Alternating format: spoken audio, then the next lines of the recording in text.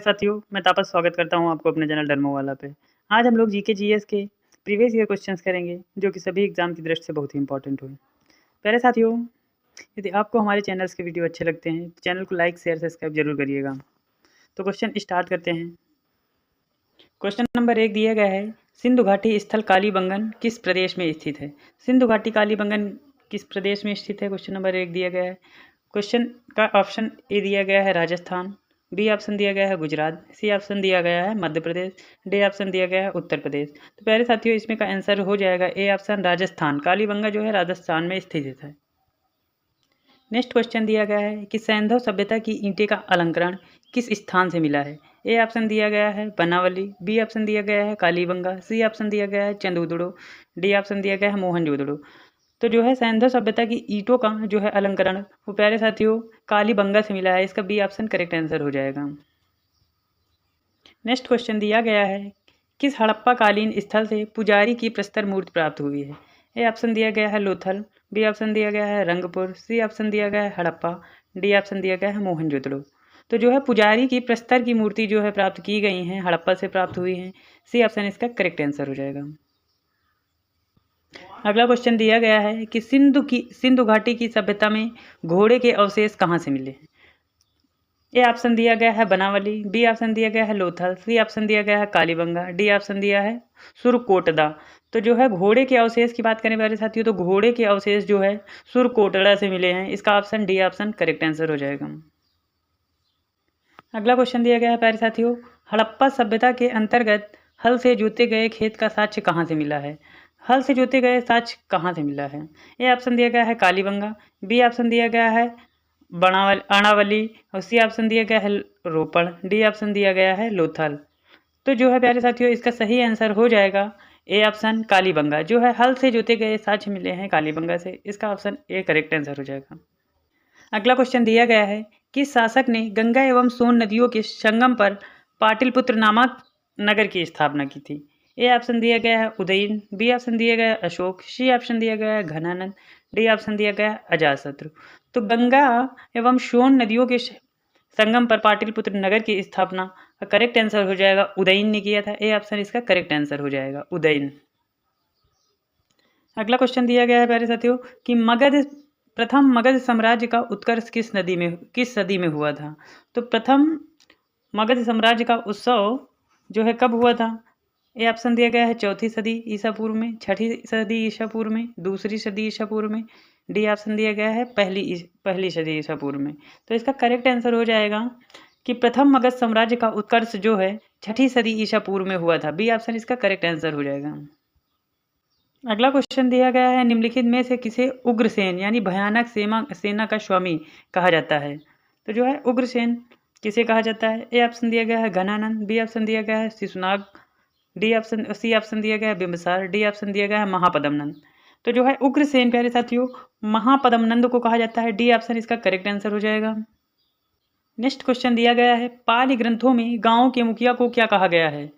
A option दिया गया है ग्रामक, बी ऑप्शन दिया गया है भोजक या ग्राम भोजक, सी ऑप्शन दिया गया है ज्येष्ठक, डी ऑप्शन दिया गया है ग्रामपति। तो जो है पाली ग्रंथों में गांव के मुखिया को प्यारे साथियों भोजक या ग्राम भोजक के नाम से जाना जाता था। इसका ऑप्शन बी करेक्ट आंसर हो जाएगा। नेक्स्ट क्वेश्चन दिया गया है, नंदवंश का संस्थापक कौन था? नंदवंश का संस्थापक कौन था? तो नंदवंश के संस्थापक की बात करें, ए ऑप्शन दिया गया है कालाशोक, बी ऑप्शन दिया गया है घनानंद, सी ऑप्शन दिया गया है नागार्जुन, डी ऑप्शन दिया गया है महापद्मनंद। प्यारे साथियों नंदवंश का संस्थापक की बात कर लें तो नंदवंश के संस्थापक थे महापद्मनंद। घनानंद के चक्कर में आंसर गलत मत कर देना। इसका ऑप्शन डी करेक्ट आंसर हो जाएगा। विश्वास ना हो गूगल करके देख सकते हैं। घनानंद नहीं है, इसका ऑप्शन डी करेक्ट आंसर है। महापद्मनंद ने नंदवंश की संस्थापक की थी। अगला क्वेश्चन दिया गया है, ग्रीक यूनानी लेखकों द्वारा किसे अग्निमीज या जेंडर मीज कहा जाता है? ए ऑप्शन दिया गया है घनानंद, बी ऑप्शन दिया गया है अजातशत्रु, सी ऑप्शन दिया गया है कालाशोक, डी ऑप्शन दिया गया है महापद्मनंद। जो है अग्निमीज या जेंडर मीज घनानंद को कहा जाता था। ए इसका करेक्ट आंसर हो जाएगा। अगला क्वेश्चन दिया गया है, प्राचीन भारत में पहला विदेशी आक्रमण किसके द्वारा किया गया था? प्राचीन भारत में पहला विदेशी आक्रमण किसके द्वारा किया गया था? ए ऑप्शन कुषाणों द्वारा, ईरानियों द्वारा, यूनानियों द्वारा, डी ऑप्शन दिया गया है शको द्वारा। तो इसका करेक्ट आंसर हो जाएगा कि पहला विदेशी आक्रमण प्यारे साथियों ईरानियों द्वारा किया गया था। इसका बी करेक्ट आंसर हो जाएगा। नेक्स्ट क्वेश्चन दिया गया है नंद वंश का अंतिम सम्राट कौन था।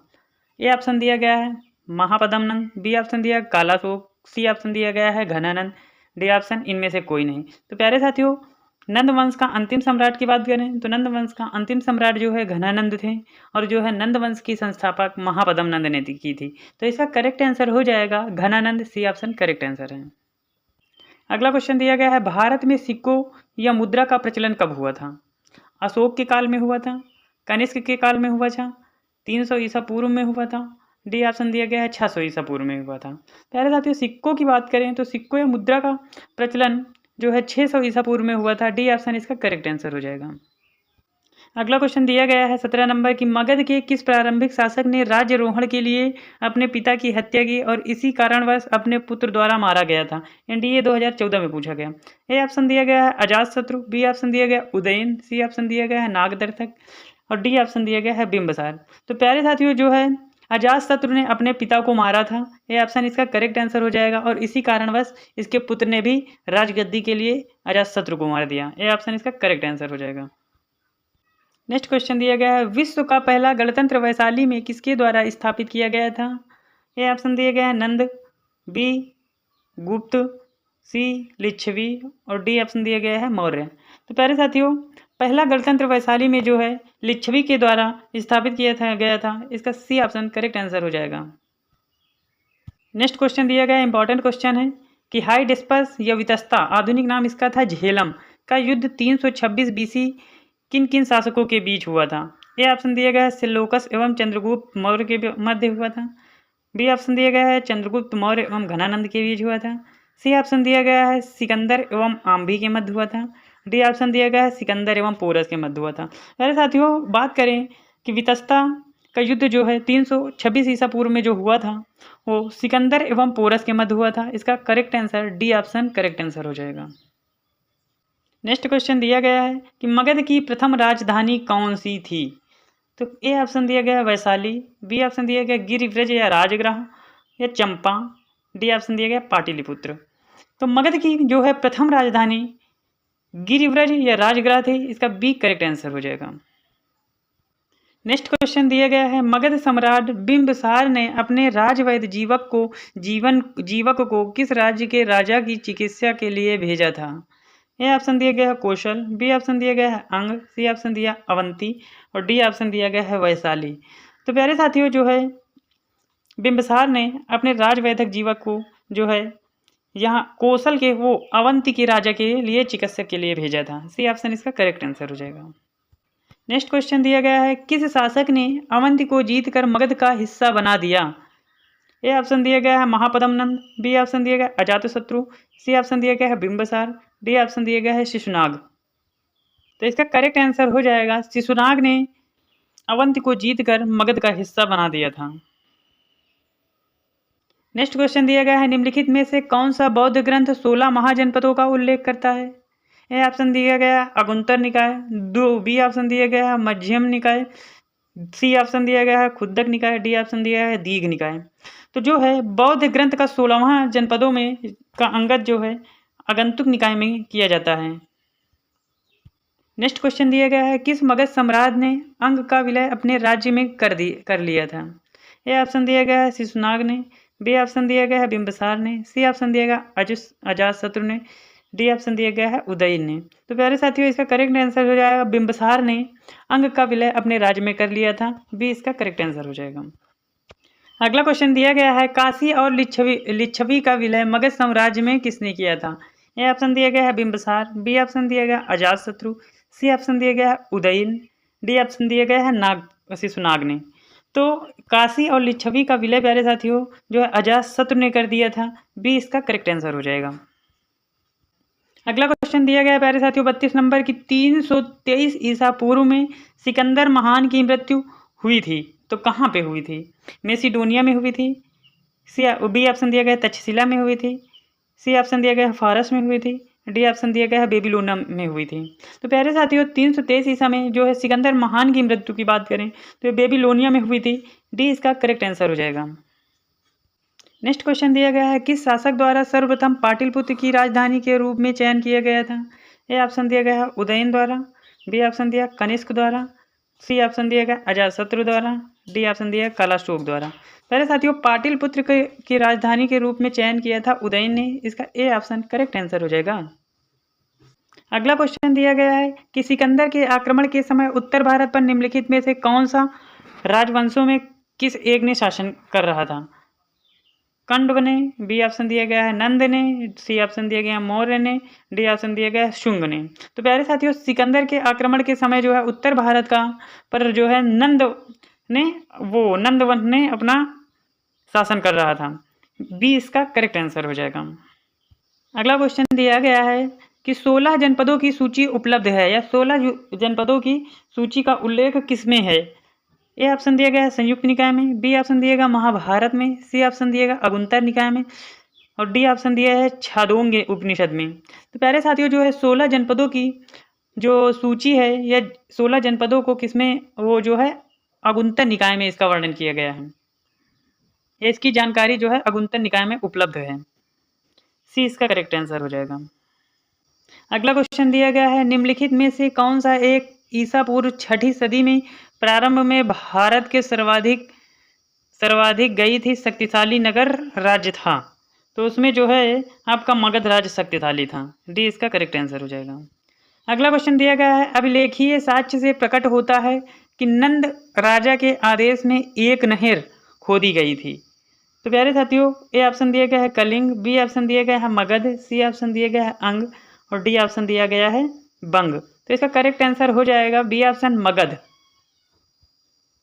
प्यारे साथियों, गलती से जो है इसका करेक्ट आंसर लग गया था मगध, लेकिन इसका मगध करेक्ट आंसर ना होकर इसका करेक्ट आंसर हो जाएगा कलिंग। अगला क्वेश्चन दिया गया है, पहला ईरानी शासक जिसने भारत के कुछ भाग को अपने अधीन कर लिया था या भारत के अपने कुछ हिस्से को जीत लिया था। पहला ऑप्शन दिया गया है कोलंबिसिस, बी ऑप्शन दिया गया है डेरियस, सी ऑप्शन दिया गया है जेरसिस और डी ऑप्शन दिया गया है साइरस। इसका करेक्ट आंसर हो जाएगा कि भारत का कुछ भाग जो है डेरियस ने जीत कर अपने हिस्से में कर लिया था। बी इसका करेक्ट आंसर हो जाएगा। अगला क्वेश्चन दिया गया है, उज्जैन का प्राचीन नाम क्या था? उज्जैन का प्राचीन नाम की बात करें तो प्यारे साथियों, ए ऑप्शन दिया गया है कन्याकुब्ज, बी ऑप्शन दिया गया है धान्यकटक और सी ऑप्शन दिया गया है अवंतिका, डी ऑप्शन दिया गया है तक्षशिला। उज्जैन का प्राचीन नाम की बात करें प्यारे साथियों तो अवंतिका जो है उज्जैन का प्राचीन नाम था। सी इसका करेक्ट आंसर हो जाएगा। अगला क्वेश्चन दिया गया है, महाजनपद काल में श्रेणियों के संचालक को क्या कहा जाता था? ए ऑप्शन दिया गया है सेठ, बी ऑप्शन दिया गया है ज्येष्ठक, सी ऑप्शन दिया गया है ग्राम भोजक, डी ऑप्शन दिया गया है श्रेष्ठिन। प्यारे साथियों, महाजनपद काल में जो है श्रेणियों के संचालक को श्रेष्ठिन कहा जाता था। डी इसका करेक्ट आंसर हो जाएगा। अगला क्वेश्चन दिया गया है, गृहपति का अर्थ क्या होता है? ए ऑप्शन दिया गया है धनी किसान, बी ऑप्शन दिया गया है धनी व्यापारी, सी ऑप्शन दिया गया है धनी व्यक्ति और डी ऑप्शन दिया गया इनमें से कोई नहीं।